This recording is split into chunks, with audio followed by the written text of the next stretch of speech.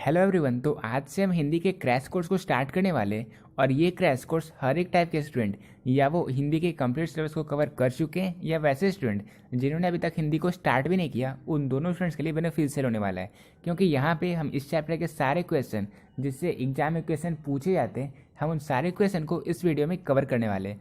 और इस वीडियो में हम गद्य खंड के सबसे पहले चैप्टर यानी कि बातचीत के complete objective question, subjective question और इसके सारांश को देखने वाले हैं। और ये मेरी गारंटी है कि इस वीडियो को कंप्लीट देखने के बाद इस चैप्टर से आपके एग्जाम में एक भी क्वेश्चन छूट नहीं सकता।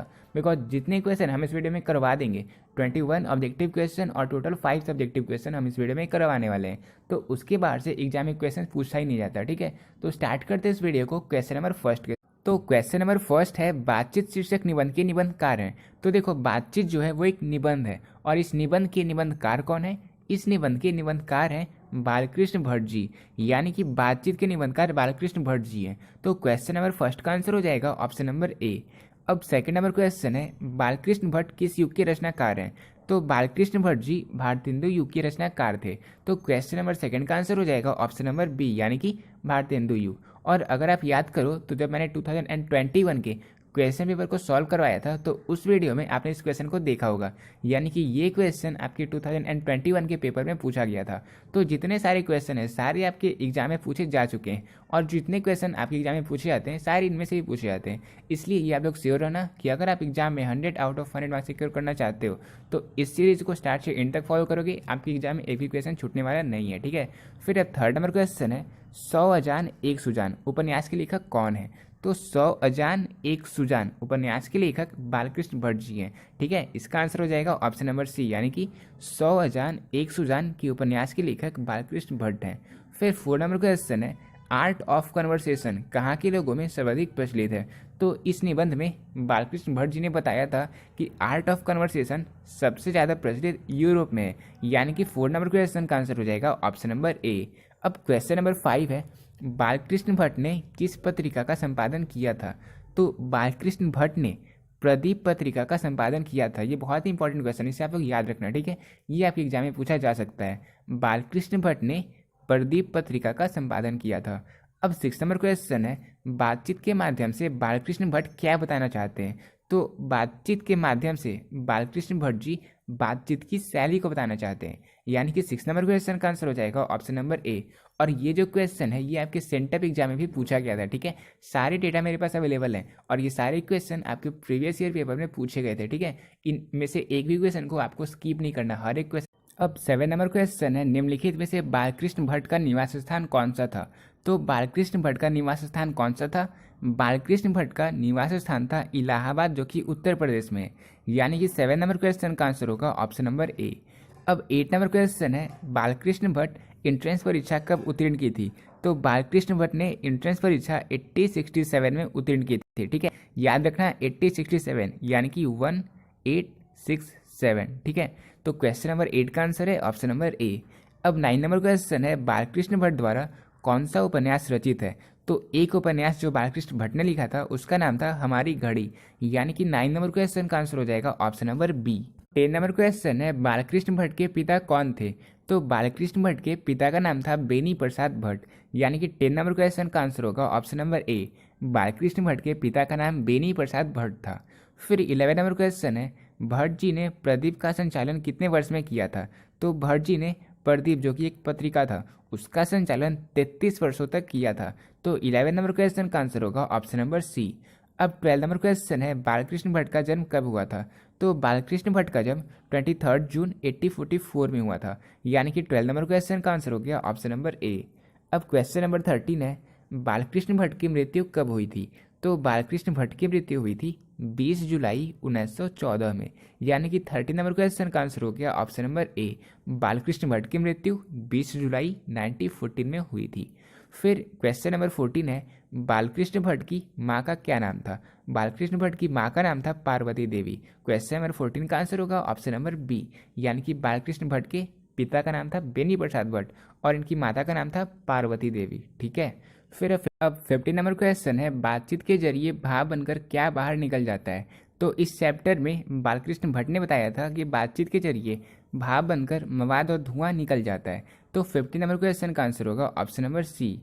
अब 60 नंबर क्वेश्चन है, बालकृष्ण भट्ट जी ने किस शब्दकोश का संपादन किया था? तो इन्होंने हिंदी शब्दकोश का संपादन किया था बालकृष्ण भट्ट जी ने, यानी कि 60 नंबर क्वेश्चन का आंसर होगा ऑप्शन नंबर डी। अब 70 नंबर क्वेश्चन है, मनुष्यों में डैश ना होती तो हम नहीं जानते कि इस गूंगी सृष्टि का क्या हाल होता। तो बालकृष्ण भट्ट ने बताया था कि अगर मनुष्यों में वाक शक्ति ना होती तो हम नहीं जानते कि इस गूंगी सृष्टि का क्या हाल होता, यानी कि 70 नंबर क्वेश्चन का आंसर हो जाएगा ऑप्शन नंबर ए। अब 80 नंबर क्वेश्चन है, असल बातचीत सिर्फ दो व्यक्तियों के बीच हो सकती है, यह किसका मत है? तो यह एडिसन का मत था, ठीक है, ये एडिसन की बातें हैं। तो 80 नंबर क्वेश्चन का आंसर हो जाएगा ऑप्शन नंबर बी, यानी कि असल बातचीत सिर्फ दो व्यक्तियों के बीच हो सकती है, ये एडिसन ने कहा था। फिर 90 नंबर क्वेश्चन है, बात करने का हुनर किसके पास है? तो यूरोप के लोगों के पास, जैसा कि मैंने आपको पहले ही बता दिया। आर्ट ऑफ कन्वर्सेशन किसके बीच प्रचलित है? ये प्रचलित है यूरोप लोगों के बीच, और इसलिए बात करने का हुनर किसके पास है? ये है यूरोप के लोगों के पास, ठीक है। तो 90 नंबर क्वेश्चन का आंसर हो गया option number C. 20 number question है, सच है जब तक मनुष्य बोलता नहीं तब तक उसका डैश प्रकट नहीं होता। तो जब तक कोई मनुष्य बोलता नहीं है तब तक उसका गुण और दोष प्रकट नहीं होता है, ठीक है। तो 20 नंबर क्वेश्चन का आंसर होगा ऑप्शन नंबर सी। अब 21 नंबर क्वेश्चन है, और ये इस चैप्टर का लास्ट ऑब्जेक्टिव क्वेश्चन है, रॉबिन्सन क्रूसो कितने वर्षों तक मानव मुख नहीं देखा था? तो रॉबिन्सन क्रूसो ने टोटल 16 वर्षों तक मानव मुख नहीं देखा था। तो 21 नंबर क्वेश्चन का आंसर हो जाएगा ऑप्शन नंबर सी, यानी कि टोटल 16 वर्षों तक। तो देखो, अब हमने इस चैप्टर के कंप्लीट ऑब्जेक्टिव क्वेश्चन, जिससे एग्जाम में क्वेश्चन पूछे जाते हैं, उन सभी को हमने इस वीडियो में सॉल्व कर लिया है। तो अब ऐसा कोई भी ऑब्जेक्टिव क्वेश्चन नहीं बचता जो आप एग्जाम में सॉल्व ना कर पाओ। अब हम देखते हैं इस चैप्टर के सब्जेक्टिव क्वेश्चन से, जिससे एग्जाम में क्वेश्चन पूछे जाते हैं, ठीक है। तो हम टोटल 5 सब्जेक्टिव क्वेश्चंस को देखेंगे, और हम ये भी देखेंगे कि आपके सेंटर एग्जाम में और आपके बोर्ड के एग्जाम में कौन से क्वेश्चंस पूछे गए थे। तो चलो स्टार्ट करते हैं अब सब्जेक्टिव क्वेश्चंस को। तो क्वेश्चन नंबर फर्स्ट है, अगर हमें वाक शक्ति ना होती तो क्या होता? तो अगर हमें वाक शक्ति ना होती तो क्या होता? तो अगर हमें वाक शक्ति ना होती तो ये समस्त सृष्टि गूंगी प्रतीत होती, सभी लोग चुपचाप बैठे रहते, और हम जो बोलकर एक दूसरे के सुख दुख का अनुभव करते, वह शक्ति ना होने के कारण एक दूसरे से कह सुन भी नहीं पाते, और ना ही हम ये अनुभव कर पाते। तो इस तरह से समस्त सृष्टि हमें गूंगी प्रतीत होती, ठीक है। तो ये आपका फर्स्ट क्वेश्चन का आंसर हो गया, और एग्जाम में आपको इसी तरह से आंसर करना है, क्योंकि ये क्वेश्चन 2 मार्क्स का होता है, और आपको इतने ही वर्ड में इस क्वेश्चन को आंसर करना है, जिससे आपको फुल मार्क्स मिल सके। आपको ना ही ज़्यादा बढ़ा चढ़ा कर लिखना है, और आपको ना ही बहुत कम लिखना है, ठीक है। आपको टू द पॉइंट लिखना है, और जितने वर्ड में आपको लिखना है, आपको उससे ज़्यादा या उससे कम नहीं करना, ठीक है। जितने वर्ड यहाँ पे दिए हुए हैं, आपको उतने वर्ड में लिखना है। तो देखते हैं क्वेश्चन नंबर सेकंड को। सेकंड नंबर क्वेश्चन है, बातचीत के संबंध में वेन जॉनसन और एडिसन के क्या विचार हैं? तो देखो, बातचीत के संबंध में वेन जॉनसन का राय है कि बोलने से ही मनुष्य के सही रूप का पता चल पाता है। अगर मनुष्य चुपचाप रहे तो उसके गुण दोष का कभी पता नहीं चल पाएगा। देखो, ये किसने कहा? ये कहा वेन जॉनसन ने, कि अगर मनुष्य चुपचाप रहे तो उसके गुण दोष का पता कभी नहीं चल पाएगा। और ये हमने ऑब्जेक्टिव में भी देखा था कि अगर मनुष्य चुपचाप रहे तो उसके किन चीज़ों का पता नहीं चल पाएगा।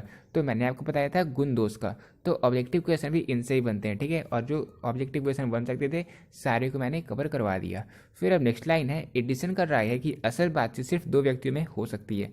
देखो, ये क्वेश्चन भी हमने ऑब्जेक्टिव में कवर कर लिया था कि ये किसका राय था कि असल बातचीत सिर्फ दो व्यक्तियों में ही हो सकती है। ये राय था एडिसन का। इसका तात्पर्य हुआ कि जब दो आदमी होते तभी अपना दिल एक दूसरे के सामने खोलते हैं, जब 3 हुए तब वह 2 बार कोसों दूर गई, ठीक है।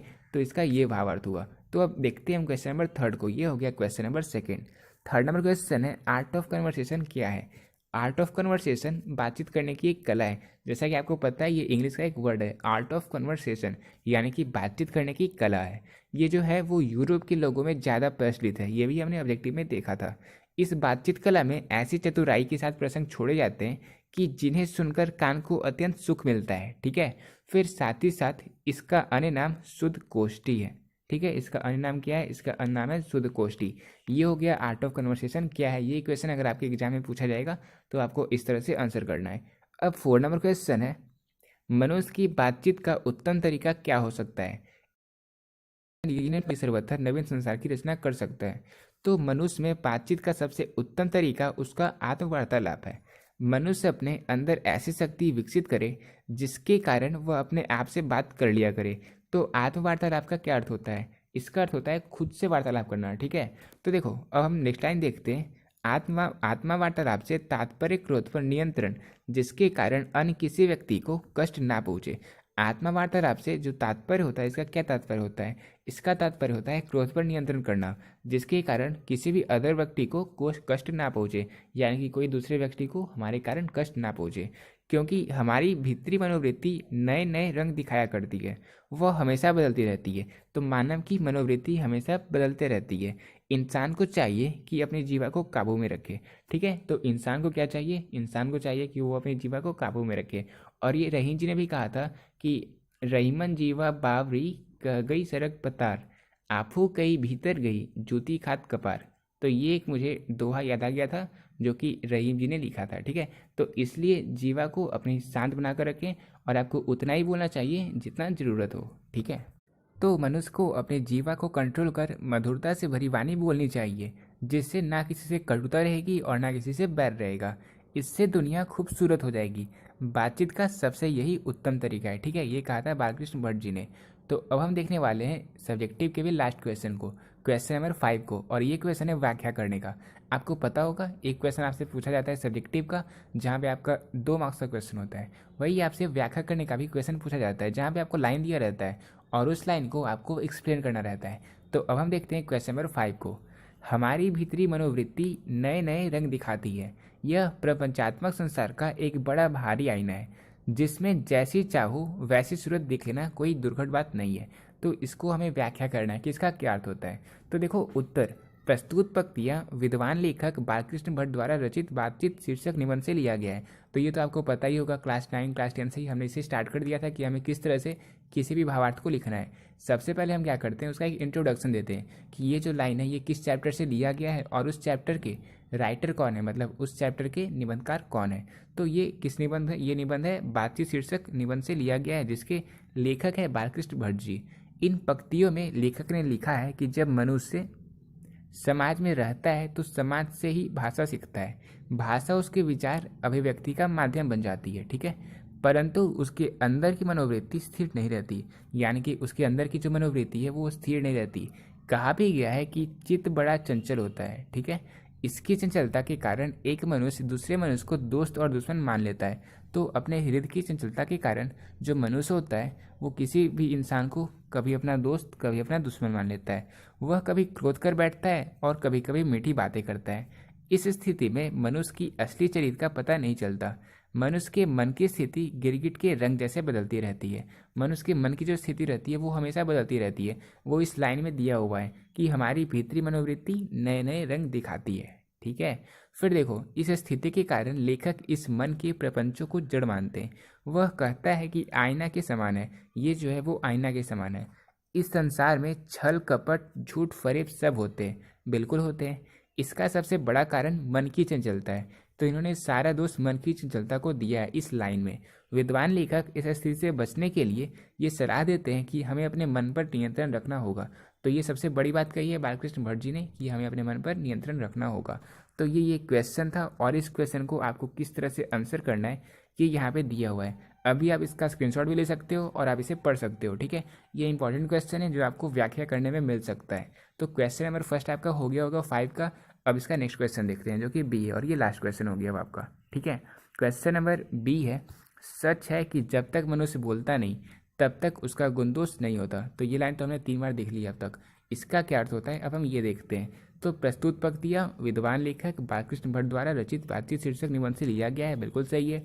निबंध के माध्यम से ये बताना चाहते हैं कि बातचीत ही एक विशेष तरीका होता है जिसके कारण मनुष्य आपस में प्रेम से बातें कर उसका आनंद उठाते हैं। ठीक है, परंतु मनुष्य जब वाचाल हो जाता है, जब वो ज़्यादा बोलने लगता है अथवा बातचीत के दौरान अपने आप पर काबू नहीं रख पाता है तो वह दोष है। परंतु जब वह बड़ी संजीदगी से सलीके से बातचीत करता है तो वह गुण होता है। ठीक है, यानी कि जब मनुष्य बहुत ही ज़्यादा वाचाल हो जाता है, वो बहुत ही ज़्यादा बोलने लगता है तो वो उसका दोष होता है। लेकिन अगर वो संजीदगी से सलीके से बातचीत करता है तो वहाँ पे उसका गुण दिखाई देता है। मनुष्य के चुप रहने के कारण उसके चरित्र का कुछ पता नहीं चलता, और जो चुप रहता है तो उसका चरित्र तो हमें पता चलता भी नहीं है। ठीक है, तो देखो यहाँ पे क्या लिखा हुआ है, परंतु वह जैसे ही कुछ बोलता है तो उसकी वाणी के माध्यम से हम ये पता लगा सकते हैं कि उसके क्या गुण और क्या दोष हैं, ये वो खुद अपनी वाणी से प्रकट कर देता है। ठीक है, तो इस चैप्टर के complete objective question, complete subjective questions को हमने कवर कर लिया। अब इस चैप्टर का, हालांकि सारांश बहुत कम पूछा जाता है इस चैप्टर से, लेकिन इस चैप्टर का सारांश भी क्योंकि पूछा जा सकता है और हम हर एक क्वेश्चन जो आपके एग्जाम में पूछा जा सकता है उसे कवर करने वाले हैं, इसलिए हम इस चैप्टर के सारांश को भी अब देख लेंगे। ठीक है, तो अब हम इस चैप्टर के सारांश को देखने वाले हैं और ये क्वेश्चन आपके एग्जाम में 5 मार्क्स का पूछा जाता है। इसलिए अगर आपको टॉपर की लिस्ट में शामिल होना है तो आपको कम से कम सारांश को अच्छे से आंसर करना पड़ेगा। अगर आप ऐसा नहीं करोगे तो 1 से 2 मार्क्स आपके इसमें कट ही जाते हैं। देखो, सारांश को आंसर करने से पहले आपको कुछ पॉइंट को कंसिडर करना पड़ता है। ऐसा नहीं होता कि अगर आपने कहानी पढ़ रखा है तो आप डायरेक्ट कहीं से भी लिखना स्टार्ट कर दो और पूरी कहानी को उस सारांश में आंसर कर दो, इससे आपके मार्क्स कट सकते हैं। क्योंकि ये मेरा पर्सनल एक्सपीरियंस है, मैंने अपने एग्जाम में सारांश का एक क्वेश्चन था और उसे मैंने अच्छे से, बहुत अच्छे से पढ़ रखा था, इसलिए मैंने स्टार्टिंग से बिल्कुल डिटेल में लिखना स्टार्ट कर दिया था। और बस लगभग आधे से भी कम में जब कहानी मैंने कंप्लीट करा था तो 1.5 पेज कंप्लीट हो चुका था। तो उस टाइम मुझे पता चला कि मुझे कम वर्ड में लिखना चाहिए था और जो इम्पोर्टेंट थे बस उन्हीं को लिखना चाहिए था। और क्योंकि मुझे कहानी को कंप्लीट करना था तो लगभग 2.5 पेज मेरे बस एक ही क्वेश्चन में चले गए, जो कि बस 5 मार्क्स का था। तो ये गलती मैंने करी और मेरे नंबर कटे थे हिंदी में। इसलिए मैं आपको कह रहा हूँ कि आपको ये गलती नहीं करनी। आपको सारांश के क्वेश्चंस को आंसर करने से पहले कुछ कुछ पॉइंट को नोट कर लेना है। पहला पॉइंट तो ये हो गया, बहुत ही बेसिक पॉइंट है कि उस चैप्टर के कहानीकार या निबंधकार कौन है। जैसे बातचीत शीर्षक निबंध के निबंधकार कौन है, वो है बालकृष्ण भट्ट जी। फिर आप ये देखो कि इस चैप्टर में उनकी प्रमुख बातें क्या थी। उन्होंने कहा था कि ईश्वर के द्वारा जो सबसे अनमोल वस्तु मानव को दी गई है वो है वाक शक्ति, और अगर हम इसका इस्तेमाल नहीं करते हैं तो जितनी भी हमारी पूरी दुनिया है वो सबसे, मतलब समझो, गूंगी प्रतीत होती। कोई किसी से बात नहीं करता, सारे एक कोने में पड़े रहते। तो इसलिए जिस तरह से हमारे लिए खाना पीना, घूमना फिरना, ये सारे इंपॉर्टेंट है, उसी तरह से बातचीत भी हमारे जीवन के लिए बहुत ही ज़्यादा अत्यंत आवश्यक है। इन सारे पॉइंट्स को हमने इस चैप्टर में पढ़ा है। ये सारे इस चैप्टर के इंपॉर्टेंट पॉइंट है, तो इन सभी को हम एक नोट कर लेंगे। मतलब क्वेश्चन पेपर में भी हम एक पॉइंट्स बनाकर इसे नोट कर सकते हैं कि इसके क्या क्या इंपॉर्टेंट पॉइंट है। फिर इसके अलावा आप ये भी देख सकते हो कि विन जॉनसन ने क्या कहा था और आर्ट ऑफ कन्वर्सेशन सबसे ज़्यादा कहाँ प्रचलित है, और इसके साथ ही साथ बातचीत का सबसे उत्तम तरीका हमें क्या बताया गया था। इन सारे पॉइंट को आप क्रमबद्ध तरीके से लिख दोगे, जिससे आपको ये पता चलेगा कि आपको सबसे पहले किसे आंसर करना है। अब जैसे अगर आप ये पहले कर दोगे कि आर्ट ऑफ कन्वर्सेशन किसे कहते हैं, फिर आप ये भी देख लोगे कि सबसे उत्तम तरीका क्या है, फिर आपको याद आएगा कि अरे मैंने तो ये भी पढ़ा था कि बातचीत के चैप्टर में हमने ये पढ़ा था कि जब हम किसी से बातचीत करते हैं तो हमारे अंदर जितनी भी बातें रहती हैं सारे भाव बनकर निकल जाते हैं। तो ये आप उसके बाद में से करोगे तो इससे आपकी पूरी सारांश ही गड़बड़ हो जाएगा। तो इसलिए पहले आप सारे पॉइंट्स को लिख दोगे, उसके बाद आप क्रमबद्ध तरीके से आप सारे क्वेश्चन को आंसर करोगे। जैसे कि हमारी जो जितनी भी बातें रहती है वो सारे भाव बनकर निकल जाते हैं, और इसके साथ ही साथ जब हम किसी से बात करते हैं तो हमारा गुण दोष प्रकट होता है। तो ये सारे पॉइंट्स को आप सीरियल वाइज जब लिख दोगे, फिर आप सारांश को जो आंसर करोगे वो सबसे बेस्ट होगा। और फिर टीचर भी आपको 5 मार्क्स देने से कतराएगा नहीं, क्योंकि उन्हें पता होगा कि आप इसे डिजर्व करते हो। ठीक है, तो इस तरह से आपको सारांश को आंसर करना है। अब यहाँ पे किस तरह से हम इसे आंसर करेंगे, और ज़रूरी नहीं है कि आप बस इसे ही आंसर करो। अगर आप अपने लैंग्वेज में आंसर कर सकते हो तो आप करना, कोई प्रॉब्लम नहीं है। बस आपको सीरियल वाइज यानी कि अच्छे तरीके से आंसर करना है, और इसके साथ ही साथ आपको ज़्यादा कट नहीं करना। ठीक है, इन सारे बात का आप नोट कर लो, आपको ध्यान रखना है। फिर है, तो हम इस चैप्टर के सारांश को किस तरह से आंसर करेंगे। हम आंसर करेंगे कि प्रस्तुत कहानी बातचीत के लेखक महान पत्रकार बालकृष्ण भट्ट जी हैं। बालकृष्ण भट्ट का आधुनिक हिंदी गद्य के निर्माताओं में नाम आता है। बालकृष्ण भट्ट जी बातचीत निबंध के माध्यम से मनुष्य की ईश्वर द्वारा दी गई अनमोल वस्तु जो कि वाक शक्ति है, इसका सही इस्तेमाल करने को कहते हैं। और ये कहते हैं कि यदि मनुष्य में वाक शक्ति ना होती तो हम नहीं जानते कि इस गूंगी सृष्टि का, इस गूंगी दुनिया का क्या हाल होता। सब लोग जैसे लुंजपुंज अवस्था में एक कोने में पड़े रहते हैं। और लेखक जो हैं वो बातचीत के विभिन्न तरीके भी बताते हैं। ये बताते हैं कि जैसे हम घरेलू बातचीत करते हैं, जो हम अपने परिवार वालों से बातचीत करते हैं, वो मन रमाने का एक तरीका होता है। और मनुष्य अपनी ज़िंदगी को मज़ेदार बनाने के लिए जिस तरह से खाता पीता है, चलता फिरता है, उसी तरह बातचीत भी हमारे लिए अत्यंत आवश्यक है। और हमारे मन में जो कुछ भी गंदगी या धुआं जमा रहता है वो बातचीत के जरिए भाव बनकर हमारे मन से बाहर निकल पड़ता है। इससे हमारा चित्त हल्का और स्वच्छ हो जाता है। तो इन सारे पॉइंट को आपको सीरियल वाइज आंसर करना है। हमारे जीवन में बातचीत का भी एक खास तरह का मजा होता है। यही नहीं, भट्ट जी बताते हैं कि जब मनुष्य बोलता नहीं तब तक उसका गुण दोष प्रकट नहीं होता है। महान विद्वान विन जॉनसन का कहना है कि बोलने से ही मनुष्य के रूप का सही साक्षात्कार हो पाता है। वो कहते हैं कि 4 से अधिक की बातचीत तो केवल राम रमावल ही कह पाएगी। यूरोप के लोग को बातचीत का हुनर है, जिसे आर्ट ऑफ कन्वर्सेशन कहते हैं। बालकृष्ण भट्ट उत्तम तरीका ये मानते हैं कि हम वह शक्ति पैदा करें कि हम अपने आप पर बात कर लिया करें, यानी कि हम आत्म वार्तालाप कर सकें। ये सबसे उत्तम तरीका है बातचीत करने का, ठीक है। तो इस तरह से हम इस चैप्टर के कंप्लीट सारांश को आंसर कर, और ये ज़रूरी नहीं है कि जिस तरह से मैंने यहाँ पे आंसर किया है आपको सारे आंसर को एकदम याद करना पड़ेगा, और सेम यही आपको एग्जाम में भी आंसर करना है। अगर आप चाहो तो आप अपने लैंग्वेज में भी एग्जाम में आंसर कर सकते हो। बस आप इस बात का ख्याल रखना कि आप अपने एग्ज़ाम में जो भी वर्ड आप लिखोगे सारे करेक्ट लिखना, यानी कि आपको उन्हें कट करने की ज़रूरत ना पड़े। जितना ज़्यादा आप कट करोगे एग्जाम में आपके मार्क्स उतने ही घटेंगे। इसलिए आप सारे वर्ड्स को अच्छे से लिखना, किसी वर्ड्स को गलत मत लिखना, और साथ ही साथ जितने ही पॉइंट्स मैंने आपको बताए सारे को आपको सीरियल वाइज लिखना है। ऐसा नहीं होना चाहिए कि आप फर्स्ट पॉइंट को लास्ट में लिख दो और लास्ट पॉइंट को फर्स्ट में लिख दो, ठीक है। तो ये गलती से आप बचना, इन सिली मिस्टेक को आप मत करना एग्जाम में, फिर उस केस में भी आपके एग्जाम में फुल मार्क्स आएंगे ही आएंगे, ठीक है। तो आज की इस वीडियो में हमने बातचीत के कंप्लीट चैप्टर को कवर कर लिया है, यानी कि गन कट के फर्स्ट चैप्टर इस वीडियो में कंप्लीट हो चुका है। अब नेक्स्ट वीडियो में हम सेकेंड चैप्टर को स्टार्ट करेंगे, ठीक है, और उसी वीडियो में कंप्लीट भी कर लेंगे। तो उम्मीद करता हूँ आपको ये वीडियो पसंद आया होगा। वीडियो को लाइक करना और जितना हो सके अपने दोस्तों के साथ शेयर करना। मिलते हैं अपने नेक्स्ट वीडियो में, तब तक के लिए पीस आउट।